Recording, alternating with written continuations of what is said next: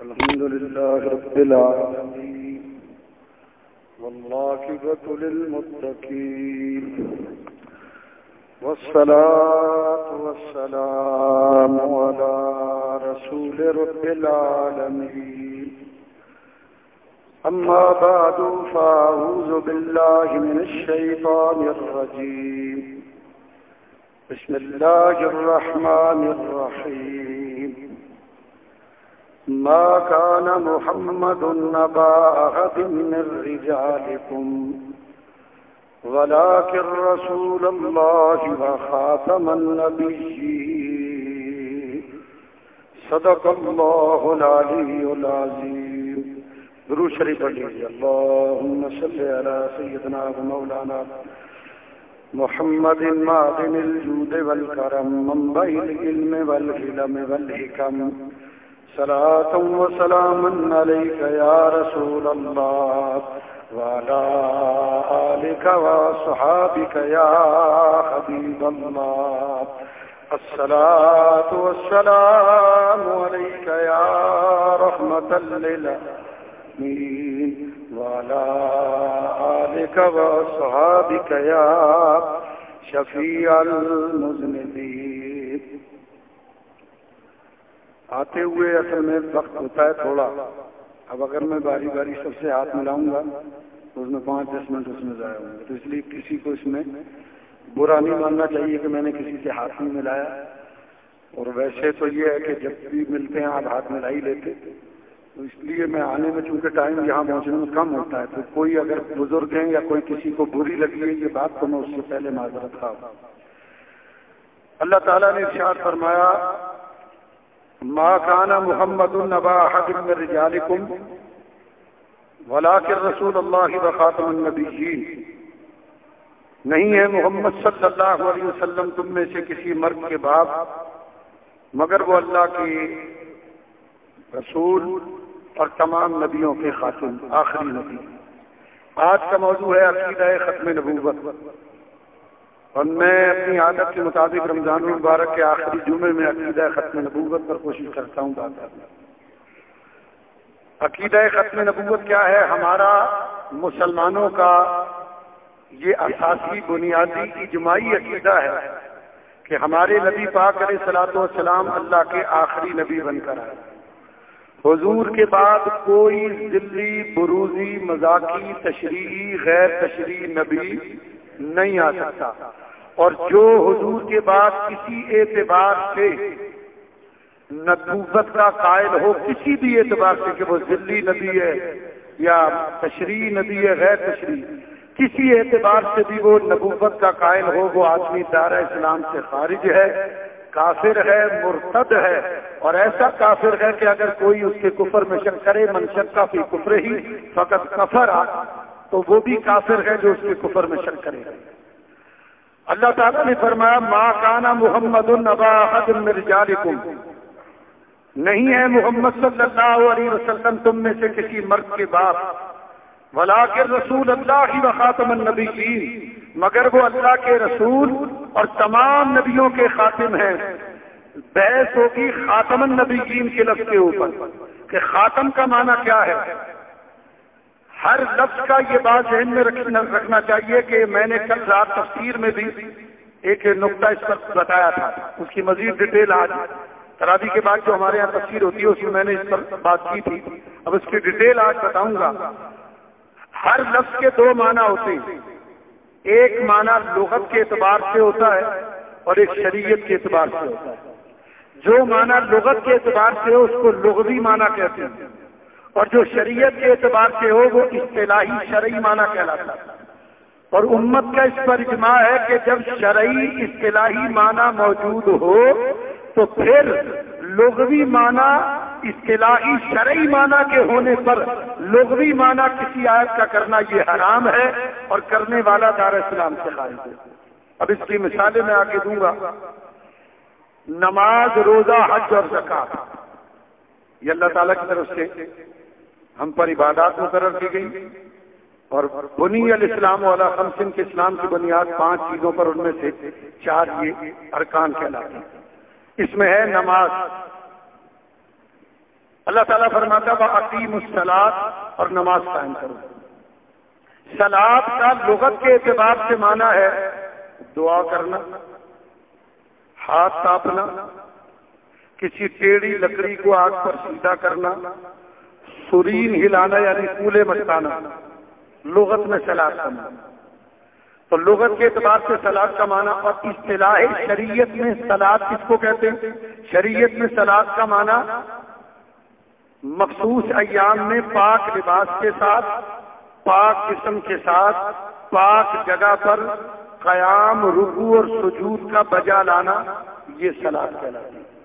تو ایک معنی ہو گیا اصطلاحی شرعی اور ایک معنی ہو گیا لغوی۔ تو اب نماز کا وقت ہو جائے اور ایک آدمی سے کہا جائے کہ بھائی چلو نماز کا وقت ہو گیا، نماز پڑھو، تو وہ کہتا بس میں نے دعا مانگ لی، کیونکہ صلاۃ کا معنی دعا مانگنا، یا کولے مٹکانا تو میں تھوڑا بہت اچھل کود میں نے کر لیا، میں نے نماز ادا کر لی۔ تو بولو وہ لفظ صلاۃ کے اس معنی پر اس نے جو لغوی معنی اختیار کیا جبکہ شرعی معنی موجود ہے، تو کیا اس کو یہ حق تھا کہ وہ شرعی معنی کے ہوتے ہوئے لغوی معنی اختیار کرتا؟ جو لغوی معنی اختیار کرے گا وہ شرعی اصطلاحی معنی چھوڑنے کی وجہ سے، کیوں؟ اس لیے کہ نماز ضروریات دین میں سے ضروری عقیدہ ہے، تو اس نے گویا اس ضروری عقیدے کا انکار کیا لغوی معنی لے کر، تو لغوی معنی لے کر چونکہ اس نے ضروری عقیدے کا انکار کیا، لہذا وہ دار اسلام سے خارج ہوئی۔ اسی طرح روزہ، جس کو عربی میں صوم کہتے ہیں، اللہ تعالیٰ ارشاد فرماتا یا ایھا الذین آمنوا کتب علیکم الصیام، اے ایمان والو تم پر رمضان کے روزے فرض کیے گئے۔ صوم کا لغت کے اعتبار سے معنی کیا ہے؟ لغوی اعتبار سے صوم کا معنی ہے امساک، رکنا، ٹھہرنا، یہ لغت کے اعتبار سے معنی۔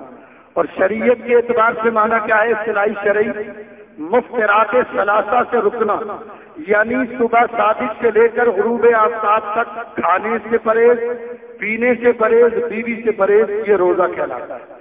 تو شریعت میں روزے کا معنی اور ہے اور لغت میں روزے کا معنی اور۔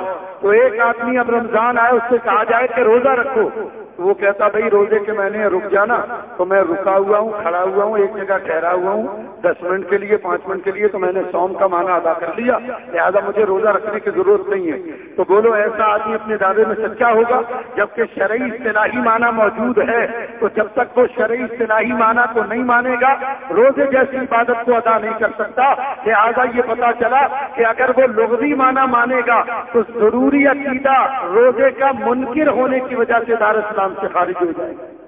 اسی طرح تیسری مثال صلاۃ کے بعد یہ زکات، اللہ ارشاد فرماتا ہے وآتوا الزکات، زکات ادا کرو۔ زکات کا لغوی اعتبار سے، لغت کے اعتبار سے زکات کا کیا معنی بنتا ہے؟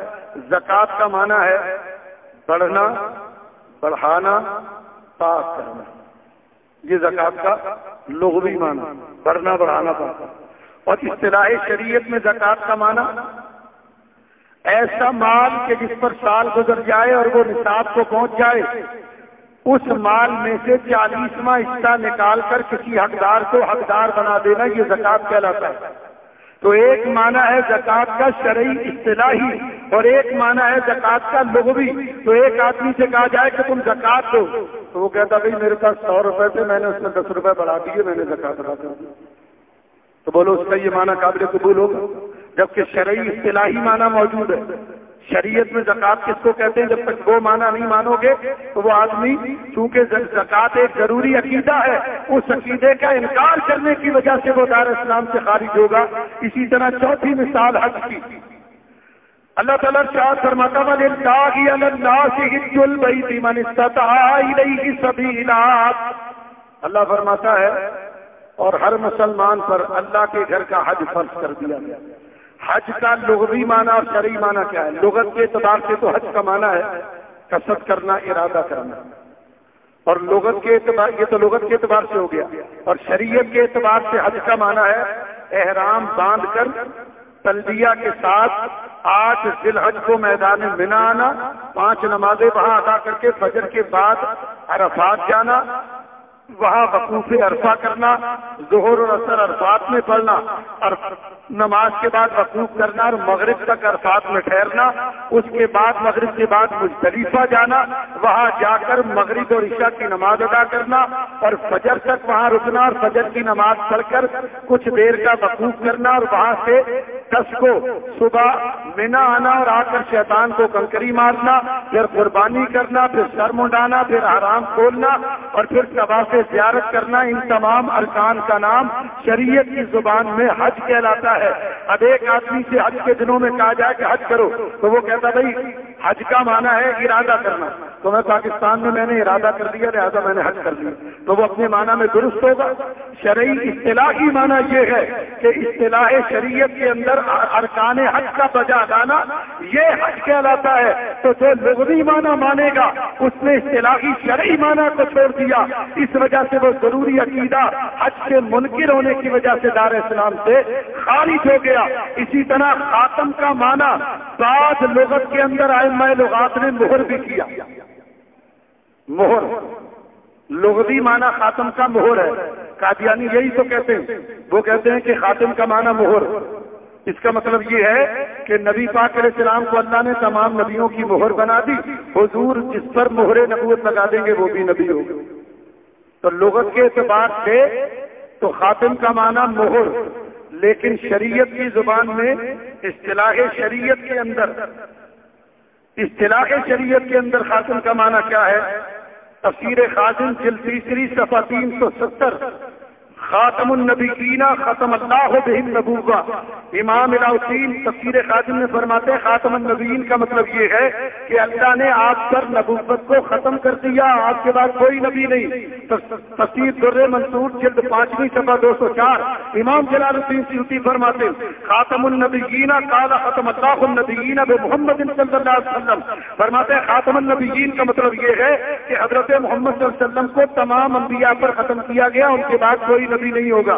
تفسیر ابن جریر جلد 6، خاتم النبیین الذی ختم النبوۃ فتبع علیہا ولا تفتح لأحد بعدہ الی قیام الساعۃ، فرماتے ہیں خاتم النبیین کا معنی یہ ہے کہ اللہ تعالیٰ نے نبی کریم پر نبوت کو ختم کر دیا، حضور نبی پاک علیہ الصلوۃ والسلام کنجی بنائے گئے نبوت کی، اب کسی کے لیے بھی اس کنجی سے نبوت کا دروازہ قیامت تک نہیں کھولا جائے گا، حضور ہی آخری نبی ہیں۔ تفسیر مدارک میں امام نصفی فرماتے خاتم النبیین اے آخرہم، فرماتے خاتم النبیین کا مطلب یہ کہ آپ کے بعد کوئی شخص بھی نبی نہیں بنایا جائے گا۔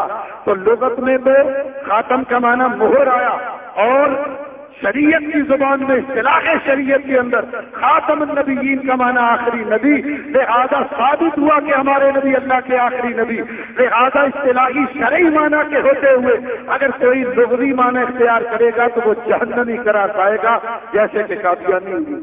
تو ہمارا اہل سنت و جماعت کا یہ مسلک اور عقیدہ ہے کہ ہمارے نبی پاک علیہ الصلوۃ والسلام اللہ تبارک و تعالیٰ کے آخری نبی بن کر آئے، حضور کے بعد کوئی جلی بروجی تشریح مذاقی نبی نہیں آ سکتا۔ اچھا دیکھو ایک عقلی دلیل نقطہ، یہ کہتے ہیں خاتم کے معنی مہر کی، کبھی ڈاکخانے میں آپ نے خط کو مہر رکھ کے دیکھی؟ لاکھ کی مہر لگاتے ہیں، آپ نے خط پوسٹ کیا، اس کو نکالا گیا، اوپر سے مہر لگا دی۔ اب اس کا کیا مطلب ہوتا ہے؟ خط کے اندر جو کچھ ہے وہ باہر نہیں نکل سکتا، باہر سے کوئی چیز لفافے کے اندر داخل، یہ فائنل مہر لگ گئی۔ ہمارے نبی پاک علیہ السلام اگر خاتم النبیین کا معنی مہر اور نبی نبوت کی مہر ہے تو اللہ تعالیٰ نے حضور پر یہ مہر لگا دی۔ اب جو ہدایت اللہ نے حضور میں رکھ دی اس کو کوئی نکال نہیں سکتا، قادیانیوں کی شکل میں کوئی گمراہی اندر داخل نہیں کر سکتا۔ حضور آخری مہر بنا دیے گئے، آخری نبی ہیں، کوئی نبی نہیں آ سکتا۔ قرآن مجید کی دوسری آیت حضور کے ختم نبوت میں اللہ تعالیٰ ارشاد فرماتا وَمَا أَرْسَلْنَاكَ إِلَّا رَحْمَةً لِّلْعَالَمِينَ، اللہ فرماتا میرے حبیب ہم نے آپ کو تمام عالمین کے لیے رحمت بنا کر بھیجا۔ حضور کے لیے فرمایا رحمت للعالمین، عالمین کا لفظ ہے، اور اللہ کے لیے فرمایا الحمدللہ رب العالمین، تمام تعریفیں اس اللہ کے لیے جو تمام عالمین کا رب. عالمین کا لفظ اللہ کے لیے بھی آیا, عالمین کا لفظ ہمارے نبی کے لیے آیا. اللہ تمام عالمین کا رب, حضور تمام عالمین کے لیے رحمت. اللہ جس کا رب العالمین مصطفیٰ اس کے رحمت للعالمین. تو بولو اللہ کے بعد کسی رب العالمین کی ضرورت ہے؟ بولیے بھائی, اللہ کے بعد کسی رب کی ضرورت؟ تو جس طرح اللہ کے بعد کسی رب کی ضرورت نہیں, رب العالمین کی ضرورت نہیں ہے, اسی طرح ہمارے نبی کے بعد کسی نبی کی اور رحمت العالمین کی ضرورت نہیں. اللہ. تیسری آیت قرآن کریم کی اللہ تعالیٰ متقی لوگوں کی نشانیاں بیان فرماتا ہے سورۃ البقرہ کی ابتدائی آیات میں. هدى للمتقين الذين يؤمنون بالغيب ويقيمون الصلاة ومما رزقناهم ينفقون والذين يؤمنون بما أنزل إليك وما أنزل من قبلك. اللہ فرماتا ہے هدى للمتقين, متقی وہ ہیں الذين يؤمنون بالغيب ويقيمون الصلاة, کہ جو غیب پر ایمان لائے اور نماز قائم کی. یقیمون الصلاۃ مما رزقناہم, اور ہمارے دیے ہوئے سے خرچ کرتے ہیں. والذین یؤمنون بما انزل الیک, اور اس پر ایمان لاتے ہیں محبوب جو تم سے پہلے نازل ہوا, وما ان کے جو تم پر نازل ہوا, وما انزل من قبلک, اور جو تم سے پہلے نازل ہوا. اللہ متقیوں کی, ایمان والوں کی یہ نشانی بیان فرما رہا ہے کہ ایمان والے اس کلام پر ایمان لاتے ہیں محبوب جو تم پر نازل ہوا, اور اس پر بھی ایمان لاتے ہیں جو تم سے پہلے نازل ہوا. تو محبوب ان کا ایمان اس تورات پر ہے جو موسیٰ علیہ السلام پر نازل کی گئی, ان کا ایمان اس زبور پر ہے جو حضرت داؤد پر نازل کی گئی, ان کا ایمان اس انجیل پر ہے جو حضرت عیسیٰ پر, وہ اولڈ ٹیسٹامنٹ اور نیو ٹیسٹامنٹ پر ایمان لاتے ہیں.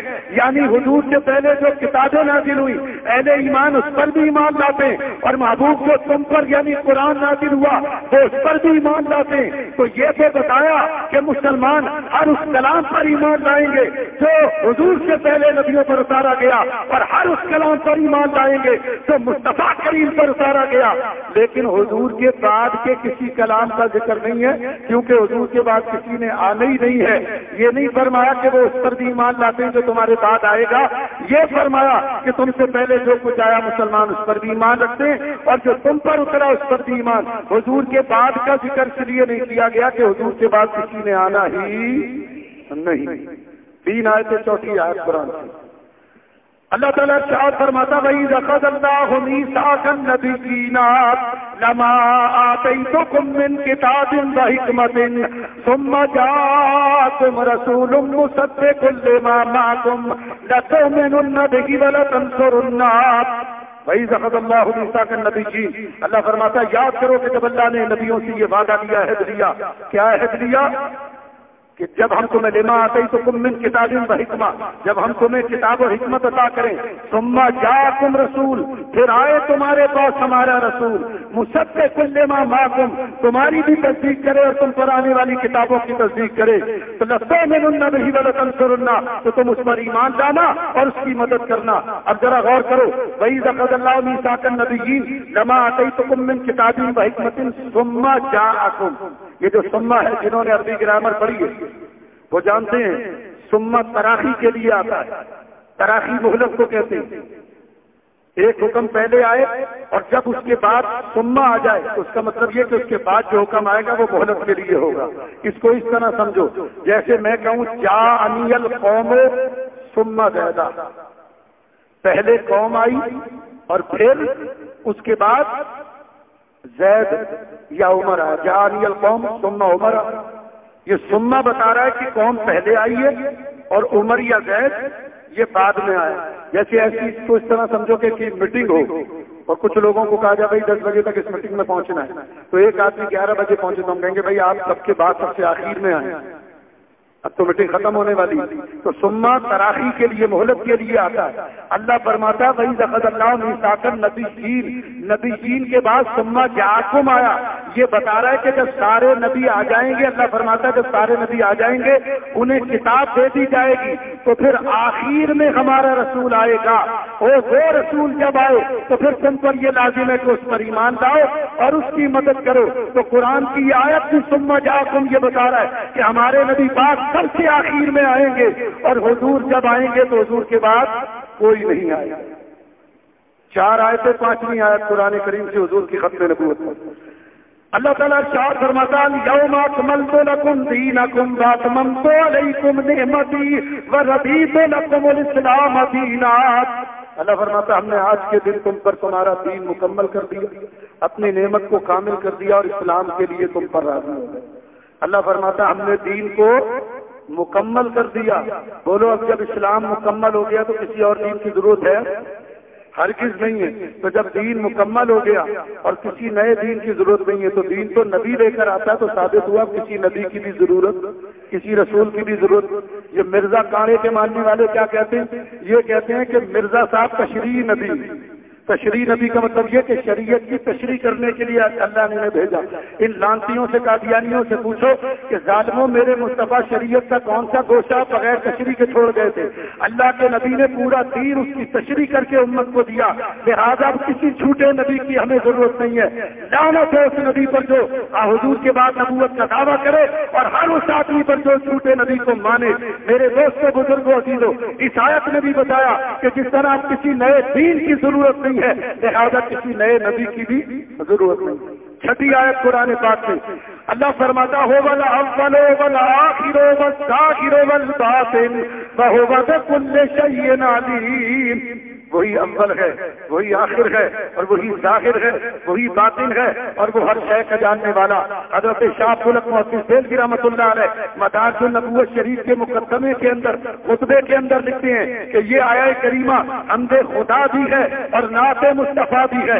اس آیت سے اللہ کی حمد بھی ثابت ہوتی ہے اور نبی پاک کی نعت بھی ثابت ہوتی ہے.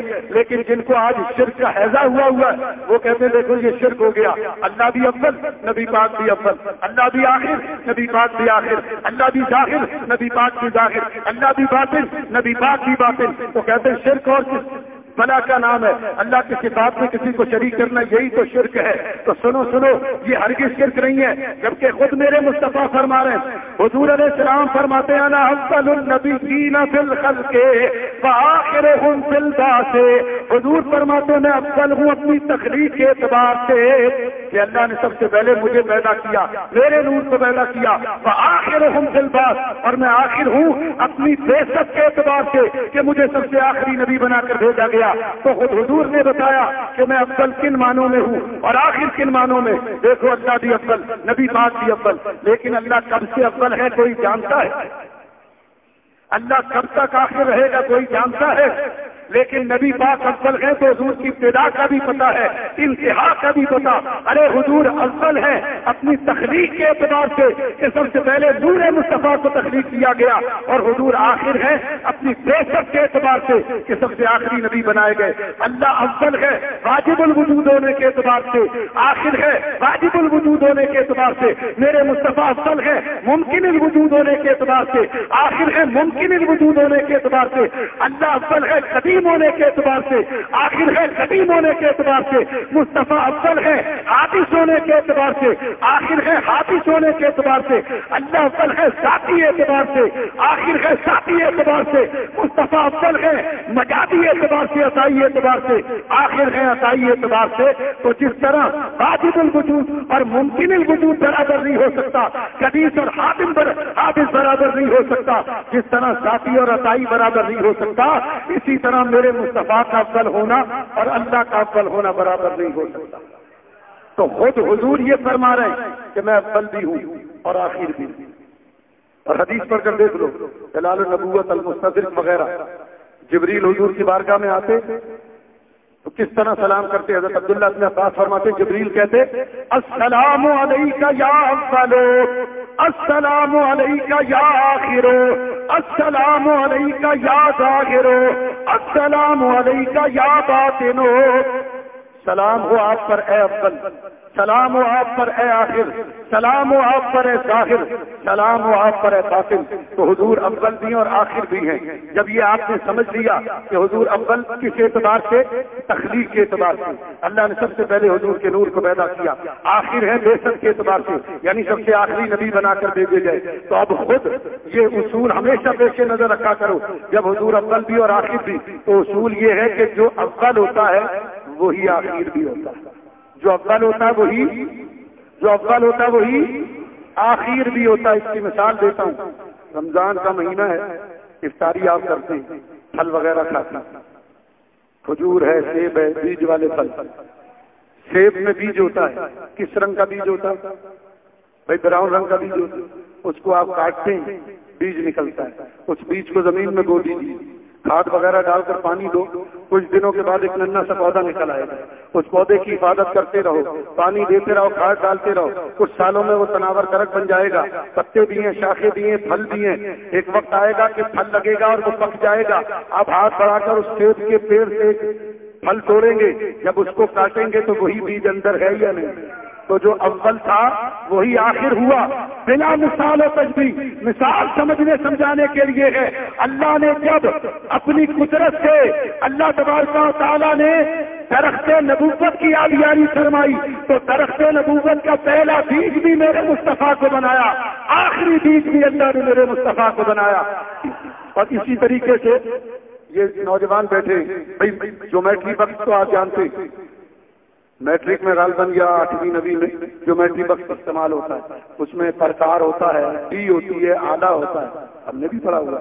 تو جو یہ جیومیٹری بکس اس کے اندر ایک آلہ ہوتا ہے پرکار, اس کی ایک طرف نوک ہوتی ہے اور ایک طرف پینسل لگتی ہے. آپ نے کوئی دائرہ کھینچنا ہو تو کرتاس پر, صفحے پر آپ نے دائرہ کھینچنا ہے, تو یہ پرکار ہے, ایک طرف پینسل ایک طرف نوک. اس کو اس طرح رکھا اور اب آپ نے دائرہ بنانا شروع کیا. آپ دیکھیں گے کہ جب دائرہ بنے گا تو ایک نقطے سے دائرہ بننا شروع ہوتا ہے اور اسی نقطے پر آ کر دائرے کا اختتام ہوتا ہے. یعنی جو نقطہ اول ہے وہی نقطہ آخر ہوا. بلا مثال و تشبیہ, مثال سمجھنے سمجھانے کے لیے ہے. اللہ تبارک و تعالیٰ نے جب سرکار قدرت سے کرتاس نبوت کے اوپر دائرہ نبوت پہنچا تو دائرہ نبوت کا پہلا نقطہ بھی میرے مصطفیٰ کو بنایا اور آخری نقطہ بھی حضور کو بنایا. اس سے ثابت ہوا کہ جو اول ہوتا ہے وہی آخر ہوتا ہے. تو میرے مصطفیٰ اول بھی ہیں, آخر بھی ہیں. جب سرکار آخر ہیں تو اب کسی کی ضرورت پڑتی. اللہ اکبر, یا رسول اللہ. اب چند عقلی دلیلیں دیتا ہوں, لاجیکل انداز میں اس بات کو سمجھنے کی کوشش کریں. ان 2 دلیلوں کے بعد احادیث سے کنز العمال شریف جلد 3 میں حدیث مبارک ہے. عبداللہ بن ثابت فرماتے ہیں کہ ایک مرتبہ حضرت عمر کو یہودیوں کی بستی سے گزرے تو وہاں تورات کے کچھ صفحے ملے. حضرت عمر وہ صفحے لے کر آپ لوٹے اور حضور کی بارگاہ میں رکھی. آپ اللہ دیکھیے یہ تورات کے صفحے. حضور علیہ الصلوۃ والسلام نے فرمایا, کوئی جواب نہیں دیا. حضرت عمر نے صرف حضور کو بتایا, پڑھنے کی اجازت نہیں مانگی اور تورات پڑھنے لگے. جوں حضرت عمر پڑھتے حضور کے چہرے مبارک پر غضب کے آثار نمایاں ہوئے. ایک وقت آیا سرکار سخت جلال میں, حضرت ابو بکر نے دیکھ کر حضرت عمر کو کونی ماری. عمر گم کرے تجھے گم کرنے والی ہے, کیا تو نہیں دیکھتا کہ اللہ کے نبی تیرے پڑھنے سے ناراض ہو رہے ہیں؟ حضرت عمر نے جب حضور کی جلالت دیکھی تو رونے لگے. اپنا سر اپنے گھٹنوں میں رکھ کر کہا, اعوذ باللہ من غضب اللہ وغضب رسولہ, رضیت باللہ ربا وبالاسلام دینا وبمحمد النبی ورسولا وبالقرآن اماما. آپ نے فرمایا کہ اللہ میں تیری ناراضگی سے اور تیرے نبی کی ناراضگی سے پناہ مانگتا ہوں, اور میں اسلام رب تیرے رب ہونے پر راضی ہوا, حضور کے رسول ہونے پر راضی, قرآن کے امام ہونے اور اسلام کے دین ہونے پر راضی ہوا. میرے دوستوں, بزرگوں, عزیزوں, جب حضرت عمر نے یہ تورات پڑھے, حضور علیہ الصلوۃ والسلام نے فرمایا, میرے صحابہ غور سے سنو, آج اگر تم نے موسیٰ علیہ السلام آ جائیں اور تم مجھے چھوڑ کر موسیٰ علیہ السلام کی پیروی کرنے لگو تو تم سب گمراہ ہو جاؤ گے, سارے ہلاک ہو جاؤ گے. اس لیے کہ انکم حصی من الامم وانا حصہ من النبی. فرمایا تم تمام امتوں میں میرا حصہ ہو, میں تمام نبیوں میں تمہارا حصہ ہوں. پتہ یہ چلا کہ اگر آج حضرت موسیٰ آ جائے اور یہ امت نبی پاک کو چھوڑ کر حضرت موسیٰ کی نبوت کو مانے تو سارے کافر ہو جائیں گے, سارے گمراہ. تو جب حضرت موسیٰ کی نبوت کو ماننے والا ہمارے نبی کے بعد اگر کوئی حضرت موسیٰ کی نبوت کو مانے وہ کافر ہے, تو جو مرزا کاڑے کی نبوت کو مانے وہ کیسے مسلمان ہو سکتا؟ میرے دوستوں بزرگ, دوسری دلیل سنو, عقلی لاجیکل انداز میں جو بات کر رہا. حضرت سیدنا ابو بکر صدیق, بخاری شریف, یہ محب قبری نے ریاض النظرہ فی مناقب عشرہ مبشرہ میں شاہ ولی اللہ نے ازالۃ الخفا عن خلافت الخلفاء میں لکھا. حدیث مبارک کیا ہے؟ حضور نے فرمایا سورج نے میری پوری امت میں سورج نے آج تک ابو بکر سے افضل کسی انسان کو نہیں دیکھا. آج تک میری امت میں سورج ابو بکر سے افضل کسی انسان پر طلوع نہیں ہوئی. بعد الانبیاء حضور کی امت میں سب سے افضل کون ہے؟ حضرت، سارے بولو، حضرت ابو بکر صدیق. تمام نبیوں کے بعد اس امت میں سب سے افضل حضرت ابو بکر. تو سوچو جو انبیاء کے بعد سب سے افضل وہ حضرت ابو بکر، تو وہ تو نبی نہیں ہو سکے. جو بعد الانبیاء سب سے افضل ہو وہ نبی نہیں. اور جو کھڑے کھڑے مودتا ہو مرزا غلام احمد، اس کو تم نبی مانتے ہو؟ ایسا لانتی نبی تمہیں مبارک ہو، وہ کیسے نبی ہو سکتا ہے؟ تیسری دلیل سنو، بخاری شریف کی حدیث. حضور خود بھائی حجۃ الوداع سے حج سے واپس لوٹے، راستے میں ایک مقام آیا غدیر خم، وہاں ایک پانی کا کنواں تھا. اس کنویں کے اوپر پانی نکالنے پر مسلمانوں میں کچھ اختلاف ہوا. حضور نے اس مقام پر فرمایا من کنت مولا ہو فہذا علی مولا، جس کا میں مددگار ہوں اس کا علی مددگار ہے. فرمایا علی کیا تو اس بات پر راضی نہیں ہے کہ تجھے مجھ سے وہی نسبت ہے جو موسیٰ کو ہارون سے، لیکن فقط یہ کہ میرے بعد کوئی نبی نہیں آئے گا. حضور نے واضح طور پر فرمایا کہ میرے بعد کوئی نبی نہیں. تو حضرت علی تو حضور کے بعد نبی نہیں ہوئے، حضرت ابو بکر نبی نہیں ہوئے، حضرت عثمان نبی نہیں ہوئے، حضرت عمر جن کے بارے میں حضور نے فرمایا لو کانا نبی بعدی لکانا عمر ابن الخطاب. فرمایا میرے بعد اگر کوئی نبی ہوتا تو وہ عمر ابن خطاب ہوتے. ان میں نبوت کے تمام اصحاب موجود تھے. تو حضرت عمر تو نبی نہیں ہوئے، حضرت علی تو نبی نہیں ہوئے، حضرت ابو بکر اور حضرت عثمان نبی نہیں ہوئے. ایک 1400 سال میں انگریز کا پیدا کردہ قادیانیوں کا نبی وہ آج نبی ہونے کا دعویٰ کرے. ہمارے نبی پر جو فرشتہ آتا تھا اس کا نام کیا ہے؟ سارے بولیے. نزل بک الروح الامین علی قلبک جبریل. اور مرزا صاحب پر کون سا نبی آتا فرشتہ آتا تھا؟ میرے پاس 40,000 کا لٹریچر ہے قادیانیوں کا جو میں نے ربوا سے منگوایا. دعوت قادیانیوں کا آؤ، تمہارے مرزا کے تناقض سے بات کرتے ہیں، تم مرزا کی مغالطات سے اس کو نبی ثابت کر دو، ہم مانتے ہیں تمہیں، آؤ بات کرو. تو اس نے کیا، اس پر جو نبی آتا تھا مرزا صاحب سے سوال ہوا، سیرت احمدیہ مرزا صاحب سے سوال ہوا کہ محمد صلی اللہ علیہ وسلم پر تو جبریل آتے تھے، آپ پر کون سا نبی آتا؟ ان کا مجھ پر جو نبی آتا اس کا نام ہے ٹیچی ٹیچی. چونکہ انگریز کا بنایا ہوا نبی تھا نا تو وہ انگریزی فرشتہ تھا ٹیچی ٹیچی. سنو بھائی یہ بات، نبوت کے لیے کیا کیا شرائط ضروری ہیں. حضرت علامہ محمد بن عبد الباقی زرقانی نے لکھا کہ جو نبی ہوگا وہ مرد ہوگا، عورت نبی نہیں ہو سکتی، کسی عورت کو نبوت نہیں دی. دوسری شرط جو نبی ہوگا وہ کامل العقل ہوگا، مجنون پاگل نبی نہیں ہو سکتا. تیسری شرط یہ کہ جو نبی ہوگا اس کی ہر دعا اللہ قبول فرمائے گا. 3 شرطیں ہو گئی. اب مرزا کو دیکھو، پہلی شرط نبوت کے لیے کہ جو نبی ہوگا وہ مرد ہوگا. مرزا صاحب کی کتاب ہے کشتی نوح صفحہ 90، اس میں مرزا صاحب لکھتے ہیں کہ میں 2 سال مریم رہا. کتنے سال مریم رہے؟ تو مریم مرد تھی یا عورت تھی؟ تو تم نبی کیسے ہوئے جب عورت تھی؟ اور پھر اگر عورت سے مرد بنے تھے تو یہ جنس کی تبدیلی کا آپریشن کس اسپتال میں کرایا؟ اور مرد بننے کے لیے جو لوازمات چاہیے مرزا صاحب کے پاس تھے یا مخنث تھے؟ وہ یہ ان کے تناقض ہیں جو بتا رہا ہوں. دوسری چیز، نبی کامل العقل ہوتا ہے. مرزا صاحب کے حالات پڑھ کر دیکھو سیرت احمدیہ کتنے کامل العقل تھے. مرزا صاحب کو سلسلے بول کی بیماری تھی، بار بار پیشاب آتا تھا، کبھی کپڑوں پر میں بھی نکل جاتا تھا. اور ان کو گڑ کھانے کی بھی عادت، سب کے جامع کی بھی عادت، گڑ بھی کھانے کی ان کو عادت تھی.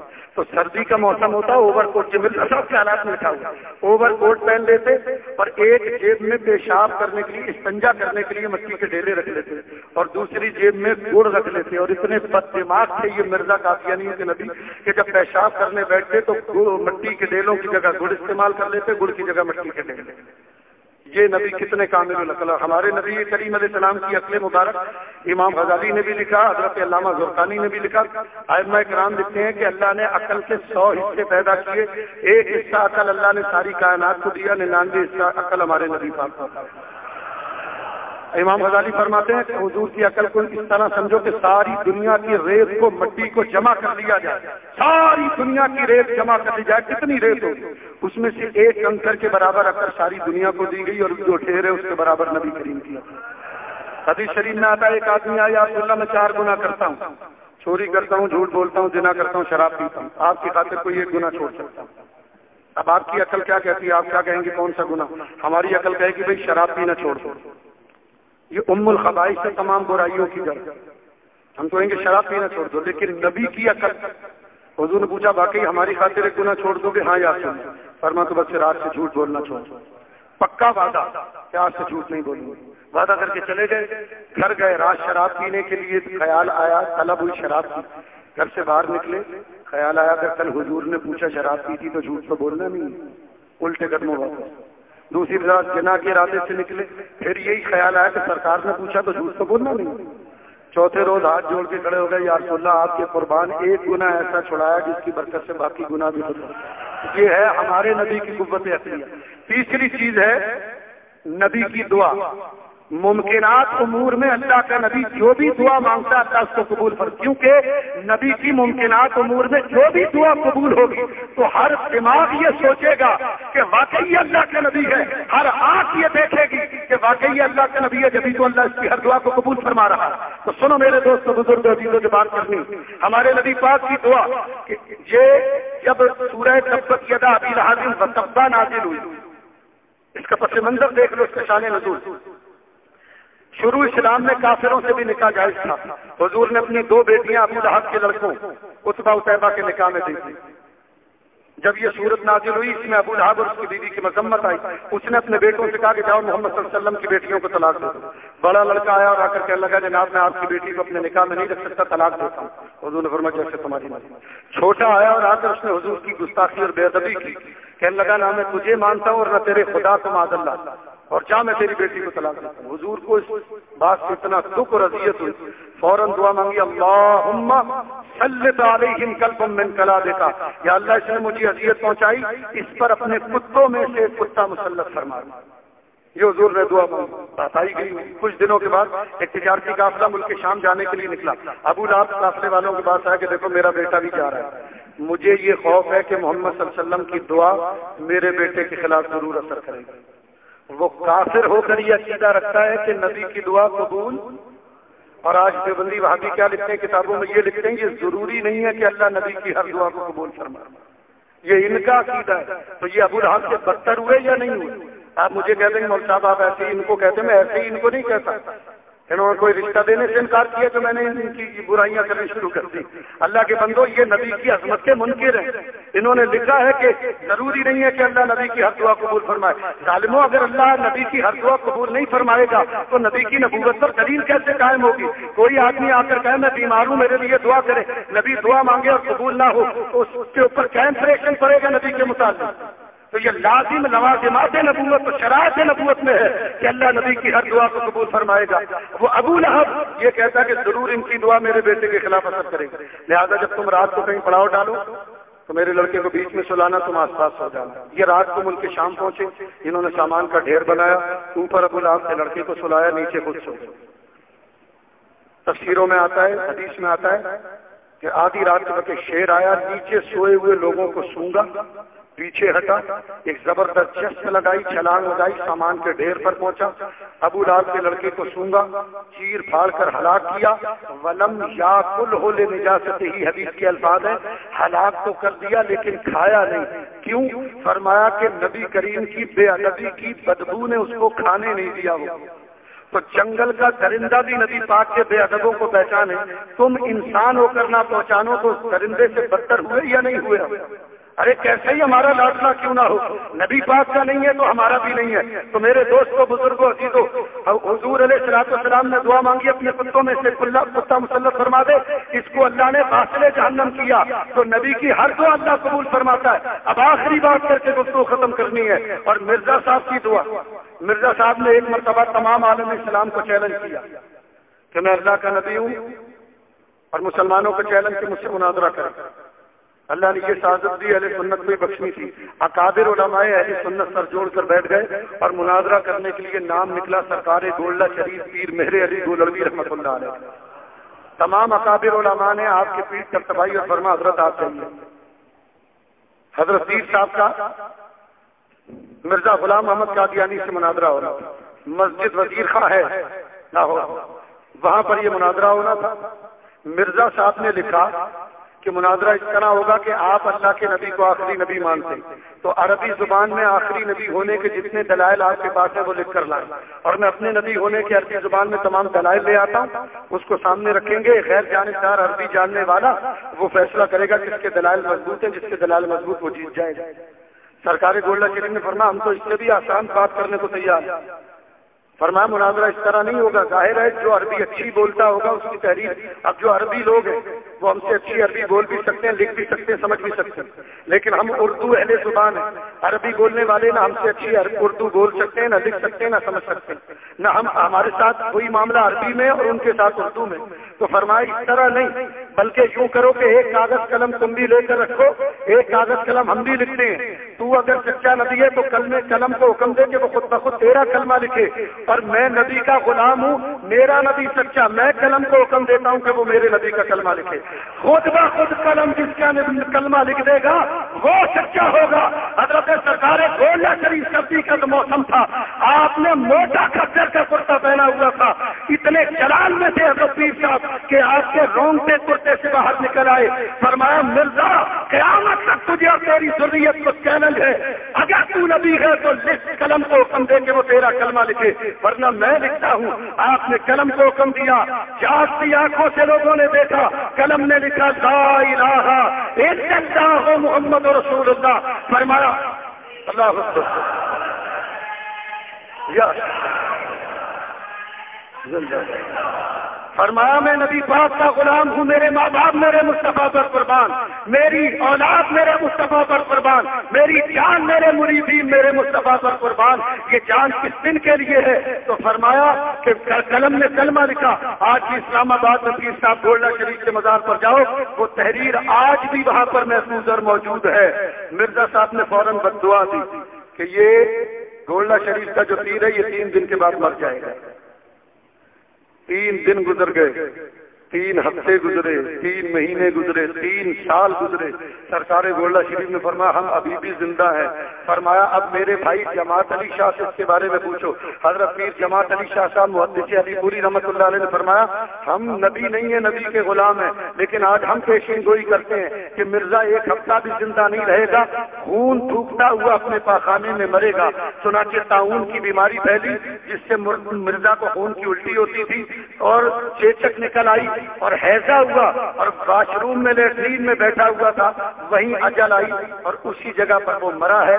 میرے دوستوں بزرگوں عزیزوں، جھوٹوں کا ایسے ہی حال ہوتا ہے۔ صحیح بخاری کی حدیث پر گفتگو ختم کروں گا۔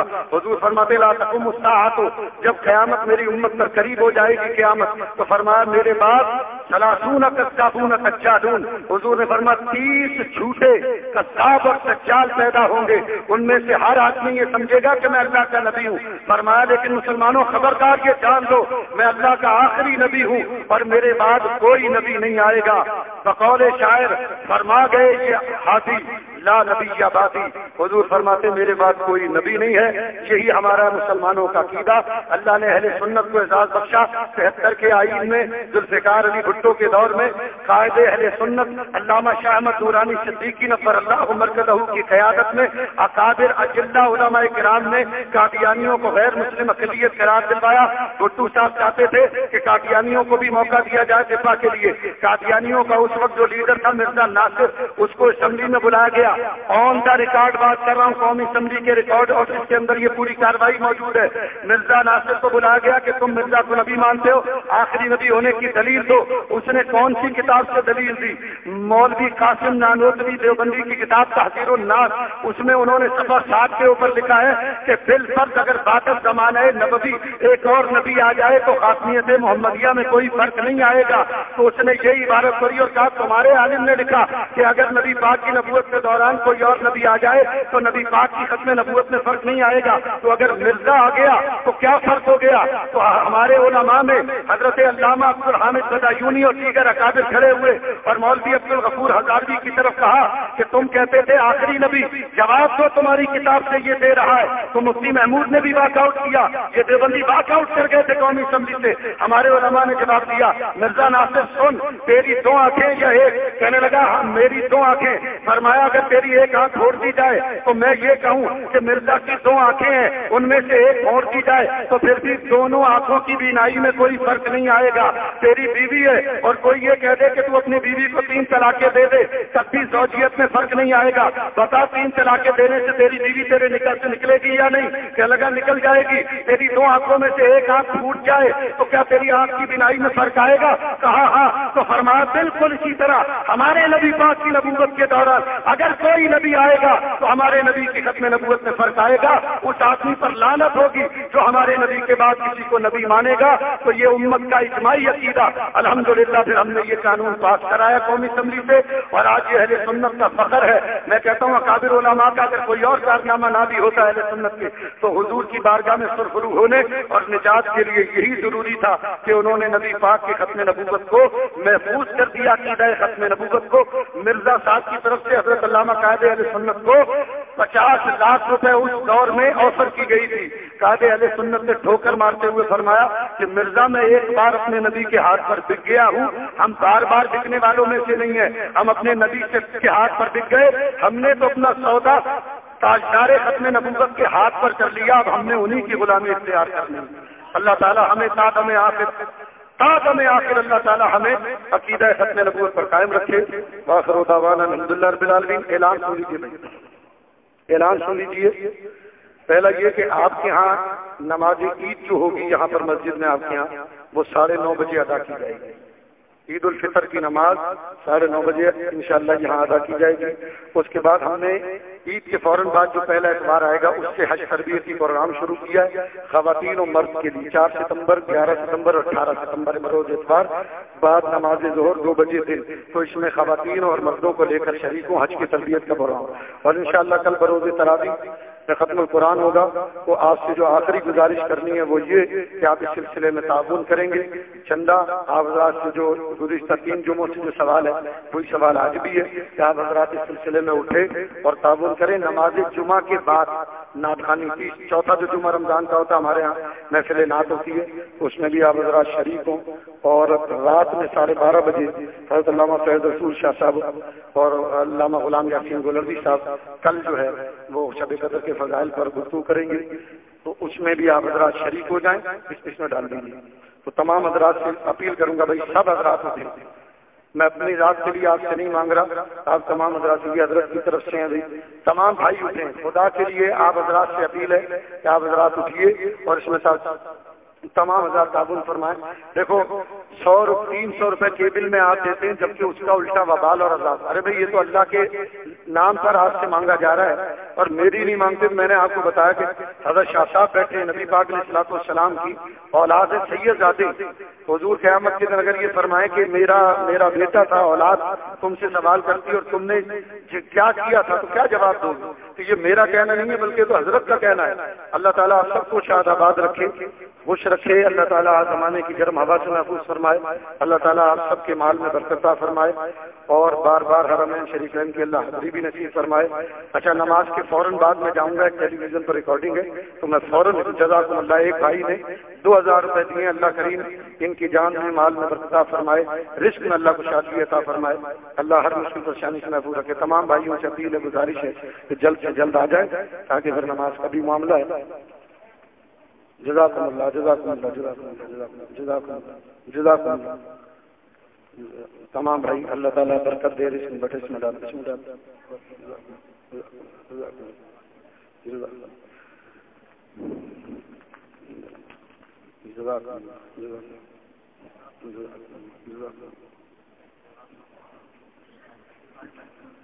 گاڑی باہر کھڑی ہے اس میں کاٹ ملے گا.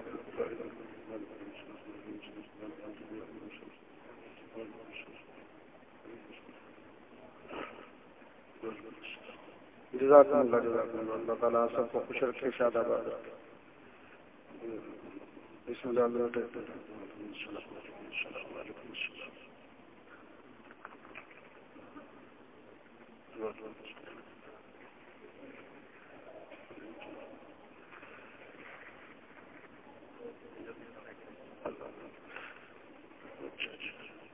تو یہ دعا کریں ہمارے ایک بھائی ہیں، ان کے بچے کے لیے، محمد علی کے لیے، جسمانی طور پر کمزور ہیں، دعا کرو اللہ ان کو صحت عطا فرمائے، ان کی ظاہری باطنی بیماری کو اللہ کریم دور فرما دے۔ تمام بچے جو معذور ہیں اللہ کریم اپنے حبیب کے صدقے میں، اس جمعۃ الوداع کے صدقے میں اللہ کریم ان کو صحت عطا فرمائے۔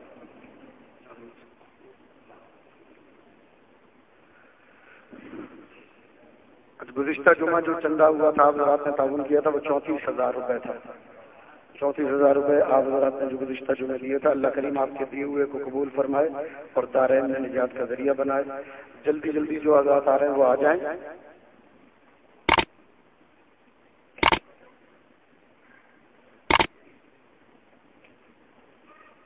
جزاکم اللہ۔ باقی جو بھی حضرات دینا چاہیں بعد میں وہ بھی سکتے ہیں۔ وآخر دعوانا الحمدللہ رب العالمین، سنت ادا فرمائیں۔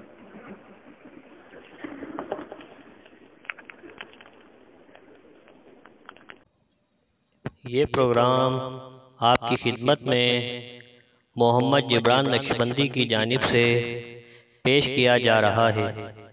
حضرت علامہ مولانا محمد سلیم عباس نقشبندی شہید رحمۃ اللہ علیہ کے اور دیگر سینکڑوں موضوعات پر بیانات سننے کے لیے میرے یوٹیوب چینل ایم جبران کو سبسکرائب کریں۔ شکریہ۔